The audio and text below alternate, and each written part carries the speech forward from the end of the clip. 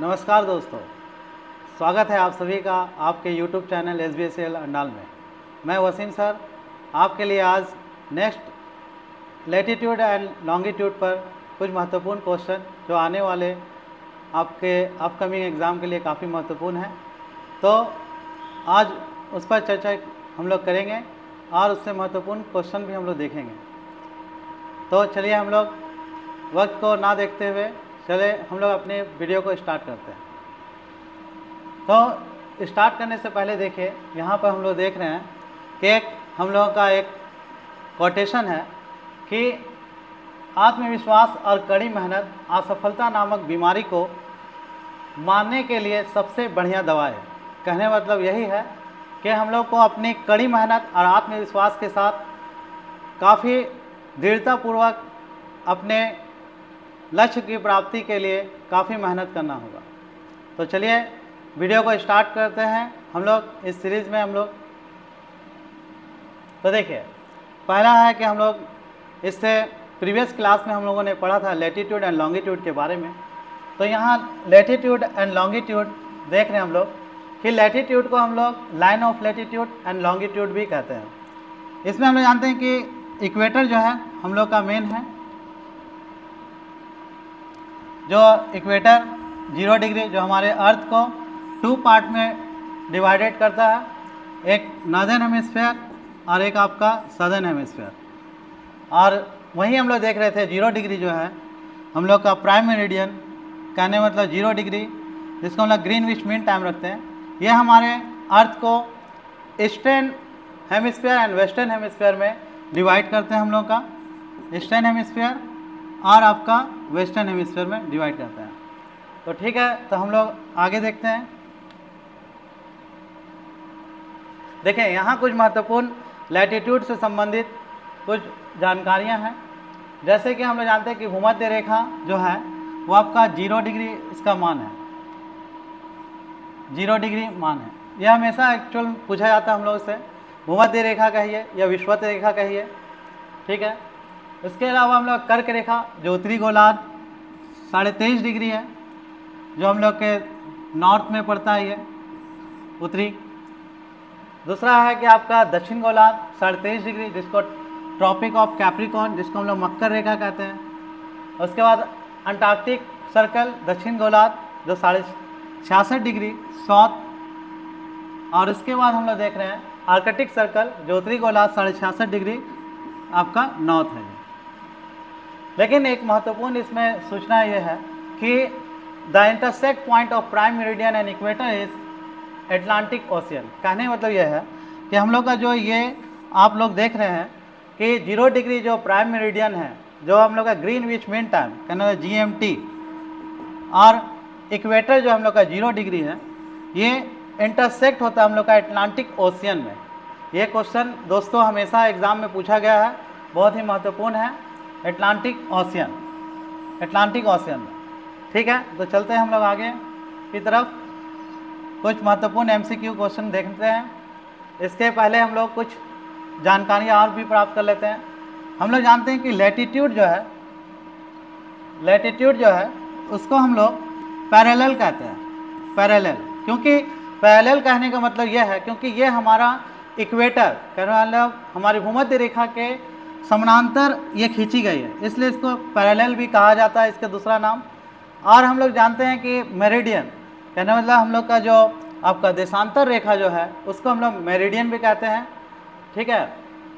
Prime meridian जो हम लोग का 0 डिग्री है, जो GMT आपका ग्रीनविच वेधशाला लंदन में रखा गया है, ठीक है, जहाँ से हमारे पूरे विश्व के बोल सकते हैं समय को निर्धारित की जाती है। तो आगे हम लोग MCQ की तरफ चलते हैं हम लोग।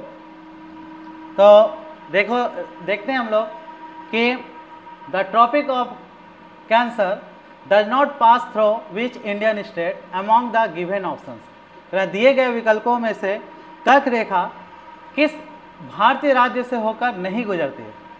तो इस ऑप्शन में हम लोग देखेंगे कि इसमें आंसर जो है कि आंसर होगा आपका असम। असम राज्य जो है ये आपका पड़ता है नॉर्थ ईस्टर्न हम लोग का ये स्टेट है, असम राज्य, यहाँ का बिहू यहाँ की महत्वपूर्ण नृत्य है। और ये जो कर्क रेखा जो है हमारे भारत राज्य के जो है ये 8 राज्यों से होकर गुजरती है, 8 स्टेट से होकर ये क्रॉस करती है, जिसमें हम लोग जानते हैं कि मध्य प्रदेश तो है ही, प्लस त्रिपुरा, मिजोरम, झारखंड, राजस्थान, गुजरात, छत्तीसगढ़, पश्चिम बंगाल, ये सभी 8 राज्यों से होकर हमारा कर्क रेखा भारत के मध्य गुजरती है, जो भारत को 2 भागों में विभाजित करती है। तो नेक्स्ट क्वेश्चन की तरफ हम लोग चलते हैं। नेक्स्ट क्वेश्चन है the tropic of cancer passes through which of the flowing countries. देखिए अभी हम लोगों ने राज्य के बारे में पढ़ा, अब हमसे कंट्री के बारे में क्वेश्चन पूछी गए हैं। तो कर्क रेखा निम्नलिखित में से किस देश से होकर गुजरती है? तो ऑप्शन के हिसाब से हम लोग देखें तो कर्क रेखा जो है हमारे इंडिया से होकर गुजरती है, इनमें ऑस्ट्रेलिया, यूएसए और ब्राज़ील से नहीं गुजरती है। तो इसके बारे में जानकारी जानने के लिए हम लोग देखते हैं कि कर्क रेखा जो है कंट्री के किन किन कंट्री से ये गुजर रही है। तो देखते हैं, पहला बात है कि ये 3 कॉन्टिनेंट से ये कर्क रेखा गुजरती है। पहला 3 कॉन्टिनेंट से कर्क रेखा गुजरती है, जिसमें है नॉर्थ अमेरिका, उसके बाद है अफ्रीका और उसके बाद है एशिया। एशिया में ये देखिए यहाँ इंडिया है। तो इस तरह हम लोग देखें कि कर्क रेखा जो है नॉर्थ अमेरिका, मैक्सिको, बहामास, फिर उसके बाद अफ्रीका में है अल्जीरिया, लीबिया, इजिप्ट, वेस्टर्न सहारा, उसका माली, नाइजर, सऊदी अरबिया, यूएई। इस तरह हम लोगों ने देखा म्यांमार, चाइना, बांग्लादेश, यहाँ से कर्क रेखा आपका क्रॉस करती है।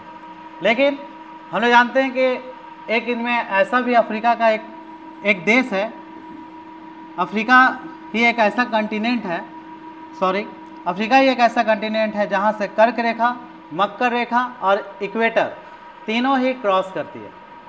ठीक है, नेक्स्ट हम लोग देखते हैं नेक्स्ट क्वेश्चन की तरफ। आप नेक्स्ट क्वेश्चन है latitude measures the distance, longitude measures the distance, देशांतर रेखाएं किस दिशा में दूरी मापती हैं? तो देशांतर रेखाएं हम लोगों ने वीडियो के स्टार्टिंग में ही देखा था कि देशांतर रेखाएं जो है वो हम लोगों का ईस्ट मेरिडियन और आपका east and west prime meridian की तरफ ये इसको मापती है। कहने का मतलब ये है कि इस तरह हम लोग देख रहे हैं कि अगर हम लोगों का 0 डिग्री यहाँ पर प्राइम मेरिडियन को रखा गया तो ये ईस्ट और आपका वेस्ट मेरिडियन की तरफ, दिशा की तरफ प्रधान देशांतर जो है वो दूरी मापी जाती है।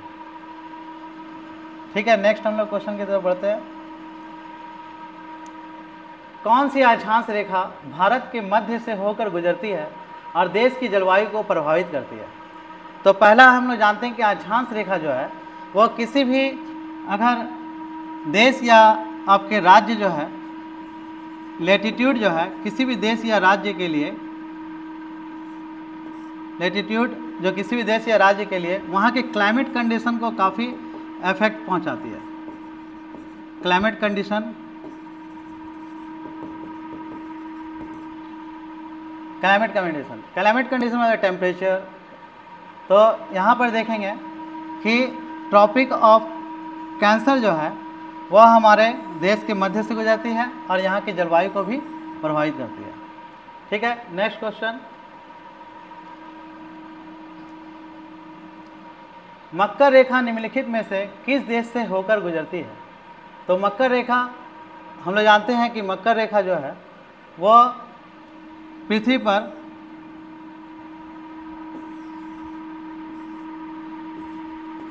साढ़े 23 डिग्री साउथ में खींची गई है, जिसको बोलते हैं ट्रॉपिक ऑफ कैप्रिकॉर्न। तो मकर रेखा जो है यहाँ पर हम लोग देखेंगे कि बोत्सवाना जो है इस देश से जो मकर रेखा होकर गुजरती है। लेकिन आते हैं हम लोग चलते हैं, देखते हैं कि और किन किन देशों से ये गुजरती है। तो यहाँ देख रहे हैं हम लोग tropic of capricorn passes through 10 countries, 10 countries से, ये 10 कंट्रीज से ये गुजरती है, 3 कॉन्टिनेंट से और 3 वाटर बॉडीज से। तो ट्रॉपिक ऑफ कैप्रिकॉर्न जो है जिसमें हम लोग जानते हैं कि इसमें Brazil, Paraguay, Argentina, Chile, French Polynesia, Australia, Madagascar, Mozambique, South Africa और बोत्सवाना। जैसा कि हम लोग का ऑप्शन में था बोत्सवाना तो और नामीबिया, तो बोत्सवाना जो है हम लोग का ऑप्शन में यही था, बोत्सवाना।